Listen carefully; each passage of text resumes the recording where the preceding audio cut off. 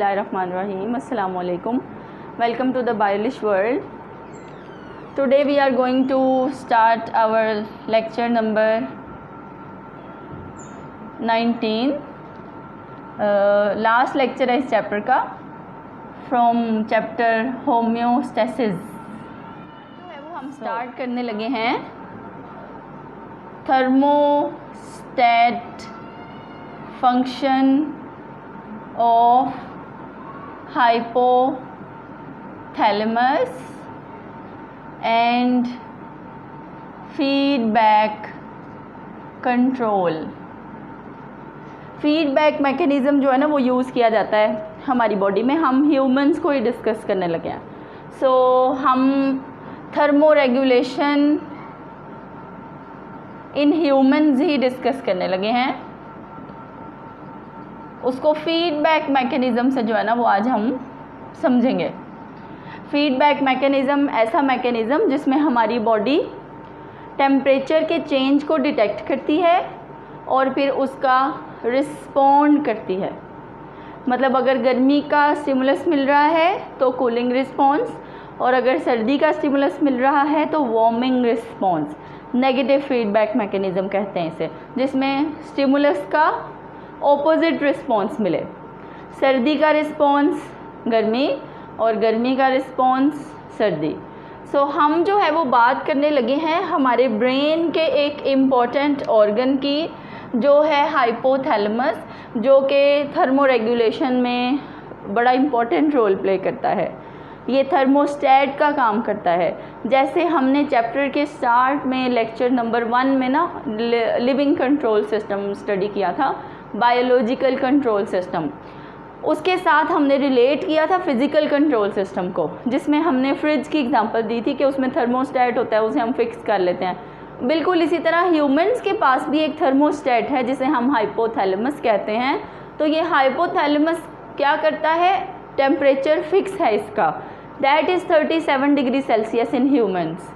जैसे ही इस 37 में कोई चेंज आता है, सर्दी का या गर्मी का, टेम्परेचर ज़्यादा होता है या टेम्परेचर कम होता है, तो फ़ौरन से हाइपोथैलेमस क्या हो जाता है, एक्टिवेट हो जाता है. और वही हमारी बॉडी के फिर मैकेनिज़म्स को एक्टिवेट करता है कि क्या रिस्पॉन्ड करना है. आइदर के कूलिंग मैकेनिज़्म शो करना है या वार्मिंग मैकेनिज़्म शो करना है, डिपेंडिंग अपॉन. हम इसे डिटेल से एक्सप्लेन करते हैं. हमारा ह्यूमंस का बॉडी टेम्परेचर ऐसे शो कर लेते हैं, जो कि है जी 36.1 टू 37.8 डिग्री सेल्सियस ऑलमोस्ट. ठीक है, वेरिएशन है ना थोड़ी सी. 37 से ऊपर जाने लगे तो बॉडी को एक्टिव होने के लिए भी तो टाइम चाहिए, तो इसलिए थोड़ा सा मार्जिन 37 से ऊपर की तरफ भी है और थोड़ा सा मार्जिन 36 से नीचे की तरफ, 37 से नीचे की तरफ भी है. 36.1 टू 37.8 डिग्री सेल्सियस ये है जी हमारा नॉर्मल बॉडी टेम्परेचर. अब देखें, टेम्परेचर चेंज आया और ये हमने शो किया इम्बैलेंस. ये हमने यहाँ पे बॉक्सेस से क्या शो किया है, इम्बैलेंस हो गया. ऊपर की तरफ भी शो कर लेते हैं और नीचे की तरफ भी शो कर लेते हैं.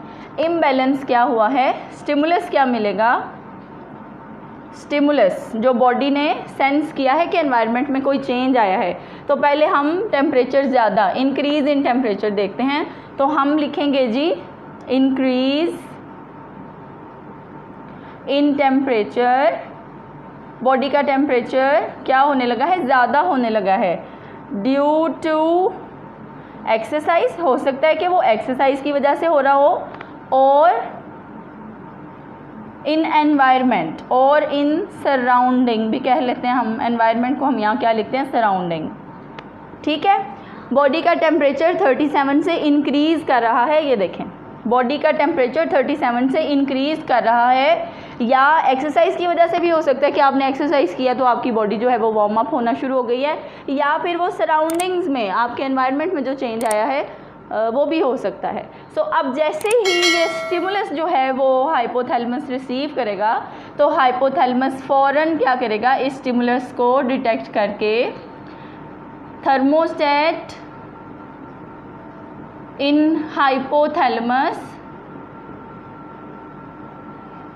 Activates the cooling mechanism. तो क्योंकि अब बॉडी का टेम्परेचर ज़्यादा हो रहा है तो इसे कम करने की ज़रूरत है, तो कूलिंग मैकेनिज्म ऑन करना पड़ेगा। बॉडी टेम्परेचर 37 से ज़्यादा हो रहा है, एनवायरनमेंट में गर्मी हुई हुई है, तो बॉडी को क्या करना है, हमने कूलिंग जो है वो रिस्पॉन्स शो करने के लिए रेडी करना है। सो उसका मैसेज कौन देगा, हाइपोथैलेमस का थर्मोस्टेट। वो फिक्स टेम्परेचर है 37 डिग्री सेल्सियस, जिसमें ज़रा सा चेंज आया तो हाइपोथैलेमस ने क्या किया, एक्टिवेट्स द कूलिंग मैकेनिज्म। सो अब कूलिंग मैकेनिज्म हम देखते हैं कि कौन कौन से एक्टिवेट हुए हैं। सो बॉडी को कूल करने के लिए हम यहाँ से जो है ना थोड़ा सा इसको रिमूव कर लेते हैं, क्योंकि फिर हमारा फ्लो चार्ट जो है वो यहाँ पे पूरा नहीं आएगा। देखें अब thermostat in hypothalamus activates cooling mechanisms कौन कौन से हैं बॉडी में। First cooling mechanism is vasodilation. क्या है ये वेज़ोडाइलेशन, इसमें क्या होता है, ब्लड वेसल्स डायलेट हो जाती हैं, फैल जाती हैं, and warm blood flow in vessels, और इनमें गर्म ब्लड जो है वो फ्लो करता है, एंड रेडिएट्स, और हीट को क्या करता है, radiates the heat from skin. तो वो जो ब्लड जो है ना वो गर्म होके क्यों आया है, क्योंकि वो बॉडी से हीट रिसीव करके लाया है। और जब ब्लड वेसल्स डायलेट होती हैं तो वो स्किन के ऊपर आ जाती हैं, बिल्कुल स्किन के पास आ जाती हैं, तो उसमें जब वार्म ब्लड फ्लो करता है तो वो वाटर वेपर्स इवेपोरेट होते हैं और गर्मी जो है वो रेडिएट होके बॉडी से बाहर चली जाती है। तो क्या हो गया, इवेपोरेटिव कूलिंग हो गई। ठीक है, यहाँ पे ब्लड वेसल्स क्या हो गई, डायलेट हुई, और उसमें से हीट क्या हुई, रेडिएट होके बाहर चली गई। तो हम इसी के साथ जो है ना ये जो दूसरा मैकेनिज्म मैंने अभी आपको बताया स्वेट ग्लैंड्स वाला, वो भी बताती हूँ। सो दूसरा कूलिंग मैकेनिज्म क्या है, sweat glands activates. Sweat glands क्या हो जाएंगे, एक्टिवेट हो जाएंगे, एंड कॉजेज इवेपोरेटिव कूलिंग, और हमारी बॉडी को क्या मिलेगा, कूलिंग इफेक्ट मिलेगा पानी के इवेपोरेट होने की वजह से। तो ये दो मैकेनिज़म्स जो है ना वो इंटर रिलेटेड हैं, जुड़े हुए हैं, लेकिन क्योंकि अलग अलग काम हो रहे हैं, वेज़ोडाइलेशन ब्लड वेसल्स का डायलेट होना अलग मैकेनिज़्म है और स्वेट ग्लैंड्स का एक्टिवेट होना अलग मैकेनिज़्म है, लेकिन दोनों को एक्टिवेट कौन करवा रहा है, हाइपोथैलेमस। सो हाइपोथैलेमस ने क्या किए, कूलिंग मैकेनिज्म्स ऑन कर दिए। कूलिंग मैकेनिज्म्स कौन कौन से हैं, ब्लड वेसल्स को डायलेट कर दो ताकि वो स्किन के पास आए और हीट रेडिएट हो जाए, और स्वेट ग्लैंड्स को एक्टिवेट कर दो ताकि स्वेटिंग हो, पसीना आए और बॉडी को कूलिंग इफेक्ट मिले ड्यू टू इवेपोरेशन। सो देखें ये दोनों प्रोसेसेस जब एक्टिवेट होंगे तो बॉडी टेम्परेचर क्या हो जाएगा, डिक्रीज़ हो जाएगा। सो बॉडी टेम्परेचर डिक्रीज, कम हो गया, and hypothalamus shuts off cooling mechanism. So क्या हुआ, जैसे हाइपोथैलेमस ने कूलिंग मैकेनिज्म ऑन किया था, तो जब वो पर्पस पूरा हो गया बॉडी का, बॉडी को कूलिंग इफेक्ट मिल गया है और हीट जो है वो बॉडी से बाहर निकल गई है, तो अब क्या होगा कि बॉडी टेम्परेचर डिक्रीज़ होगा और कूलिंग मैकेनिज्म बंद हो जाएगा, क्योंकि बॉडी टेम्परेचर क्या हो गया, अब नॉर्मल हो गया है। बॉडी टेम्परेचर कम होने से वो वापस किस पे आ गया है, 37। तो ये है जी गर्मी का रिस्पॉन्स। जब बॉडी टेम्परेचर ज़्यादा हुआ, इंक्रीज़ इन टेम्परेचर, दूसरी जगह पे हमने क्या किया है, decrease in temperature, negative feedback कहते हैं इसे। एक जगह पे टेम्परेचर इंक्रीज़ हुआ, स्टिमुलस, और उसका रिस्पॉन्स क्या दिया हमने, रिस्पॉन्स उसका क्या है जी, डिक्रीज़ इन टेम्परेचर। टेम्परेचर क्या हो गया, डिक्रीज़ हो गया, ये देखें टेम्परेचर डिक्रीज़, और यहाँ क्या था, increase in temperature. This mechanism is called as negative feedback mechanism. चलें जी, अब आते हैं हम दूसरे मैकेनिज्म की तरफ, जिसमें इम्बैलेंस नीचे की तरफ शो किया है, मतलब बॉडी टेम्परेचर क्या हो रहा है, डिक्रीज़ हो रहा है। सो स्टिमुलस क्या है, बॉडी टेम्परेचर डिक्रीज़, कम हो रहा है बॉडी का टेम्परेचर ड्यू टू सराउंडिंग्स। ज़्यादातर सर्दी की वजह से ही बॉडी टेम्परेचर डिक्रीज़ करता है। सो इसलिए हमने लिखा है यहाँ पे। तो हमने एक्सरसाइज भी लिखी थी ना इंक्रीज़ के लिए। यहाँ पे सिर्फ सराउंडिंग्स में टेम्परेचर कम हुआ, सर्दी आ गई, डिग्री सेल्सियस जो है वो फॉल कर गया, तो फ़ौरन से वो ब्रेन को क्या मिलेगा, स्टिमुलस मिलेगा कि बॉडी टेम्परेचर क्या होने लग गया है, नीचे जाने लग गया। हमने तो नहीं नीचे जाने देना। एनवायरनमेंट में जितना टेम्परेचर चेंज हो, हमारी बॉडी जो है वो 37 पर मेंटेन रहनी चाहिए, और उसी के लिए तो बॉडी रेगुलेशन कर रही है।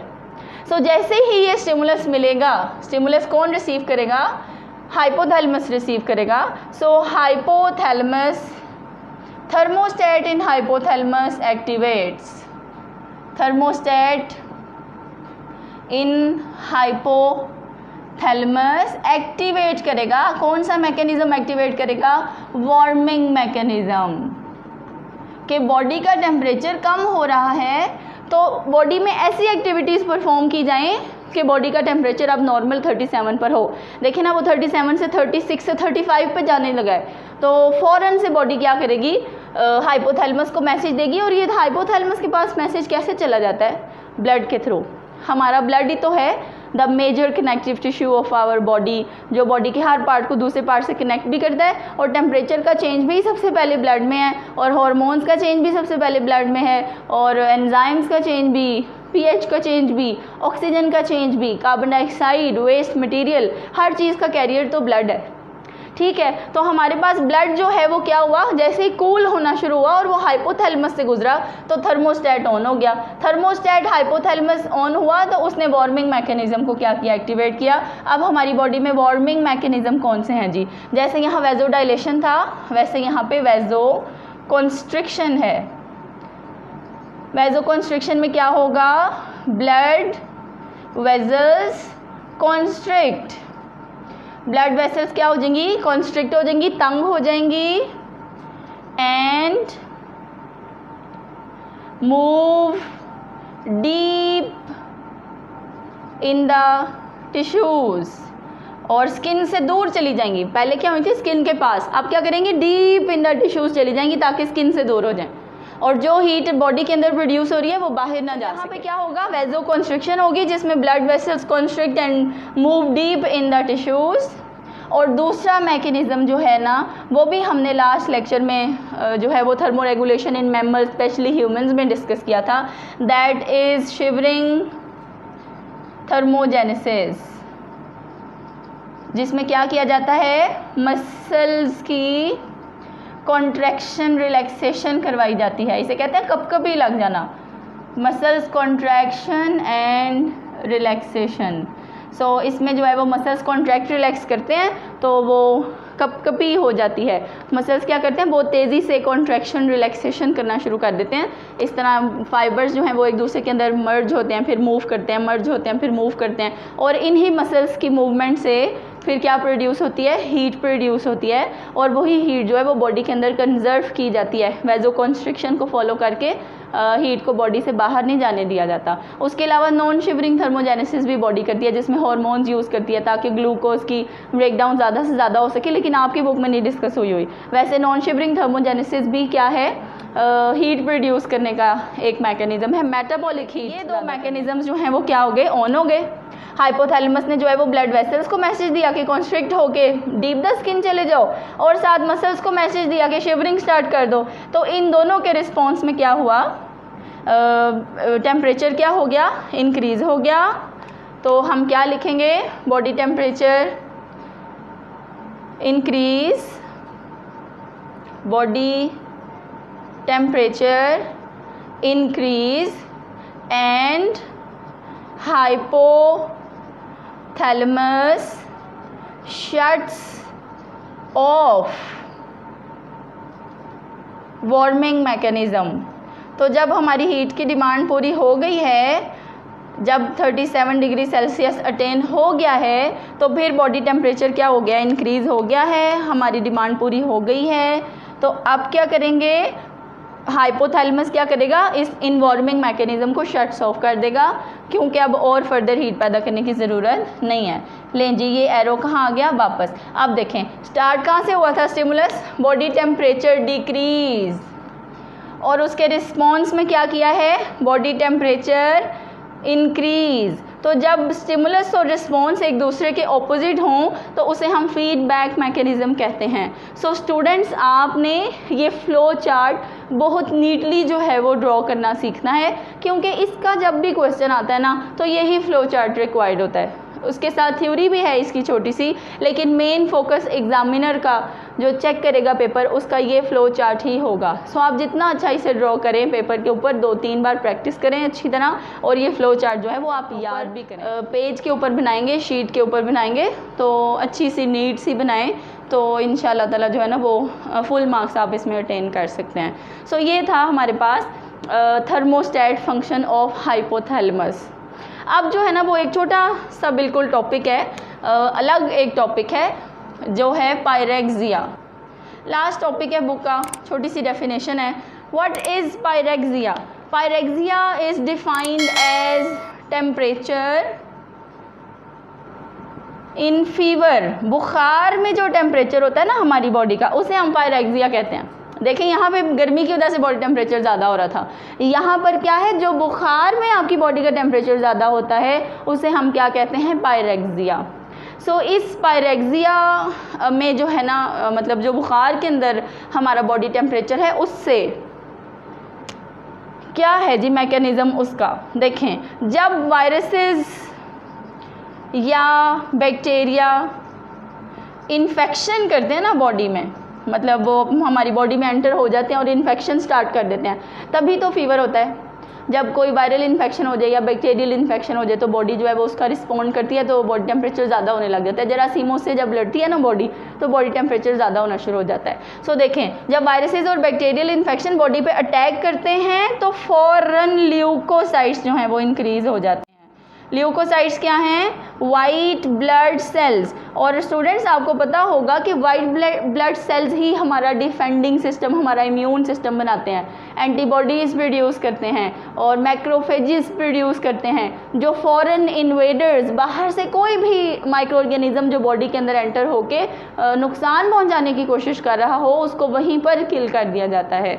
सो देखें, वाइट ब्लड सेल्स वायरसेस और बैक्टीरिया के इन्फेक्शन के रिस्पॉन्स में वाइट ब्लड सेल्स क्या हो जाते हैं, इंक्रीज़ हो जाते हैं, और फिर इन दोनों के रिस्पॉन्स में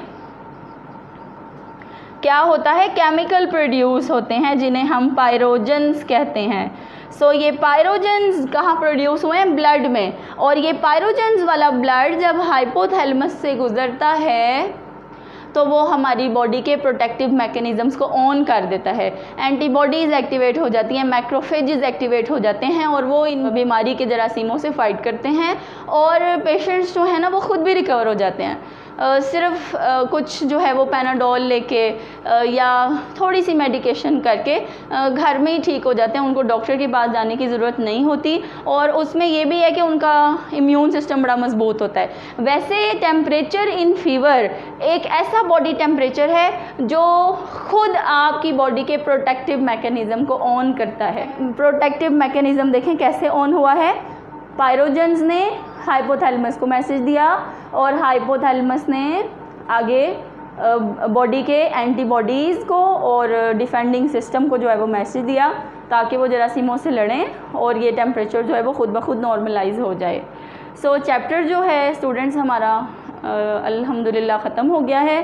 सो फर्दर लेक्चर्स के लिए आप चैनल को सब्सक्राइब करें और आपने बुक से जो है ना वो जो याद करना है वो भी देख लें।